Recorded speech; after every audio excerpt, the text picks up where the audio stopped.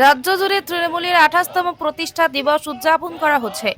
দক্ষিণ দিনাজপুর জেলার বিভিন্ন ব্লক ও পুরসভা এলাকায় দিনটি পালন করা হয়েছে। বুধবার সন্ধ্যায় বালুরঘাট হাইস্কুল মাঠ সংলগ্ন এলাকায় 600টি প্রদীপ প্রজ্বলন করে আজকের 28তম তৃণমূলের প্রতিষ্ঠা দিবস পালন করল তৃণমূল যুব ও তৃণমূল ছাত্র পরিষদের সদস্যরা।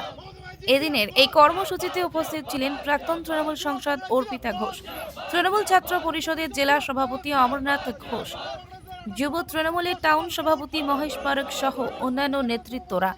দক্ষিণ দিনাজপুর থেকে হিটলার ভৌমিকের রিপোর্ট, ডেইলি নিউজ কলকাতা। আজকে আমাদের তৃণমূল কংগ্রেসের 28তম প্রতিষ্ঠা দিবস। তো সেখানে ছাত্র যুবরা মিলে আজকে এই কাজটা করেছে।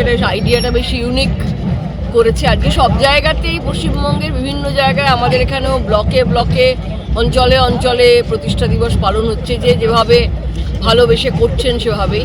তো এটা আমার মনে হয়েছে এই তৃণমূল কংগ্রেস ছাত্র পরিষদ এবং টিএমওয়াইসি এবং টিএমসিপির এটা বেশ একটা ইউনিক আইডিয়া যেটা ওরা আজকে করেছে, সেটা আমার খুব ইন্টারেস্টিং লেগেছে।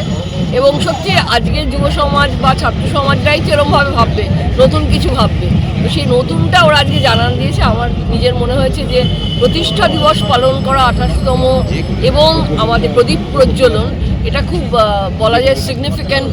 কারণ এই যে আমাদের তৃণমূল কংগ্রেস যেভাবে কাজ করে চলেছে মানুষের জন্য, মমতা বন্দ্যোপাধ্যায় আমাদের নেত্রী, সেইটাকে মাথায় রেখে এই প্রদীপ প্রজ্বলনটা খুব গুরুত্বপূর্ণ বলে মনে হয়। আর কি কোনো কর্মসূচি রয়েছে আজকে? আর কোনো কর্মসূচি রয়েছে আজকে? না, আমি একটা কর্মসূচি সকালেই করে এসেছি, কুরমাইলে গিয়েছিলাম।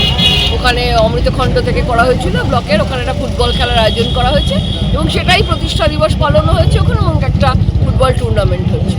তো এক্ষুনি এখানে এসেছি, আরও টুকটাক এদিক ওদিক যাবো আর কি, যেখানে যেখানে হচ্ছে যাচ্ছি। আমি আজকে এসে পৌঁছেছি, তো ভালো লাগছে সবার সঙ্গে প্রতিষ্ঠা দিবসটা পালন করতে পারছি, এটাই ভালো লাগছে।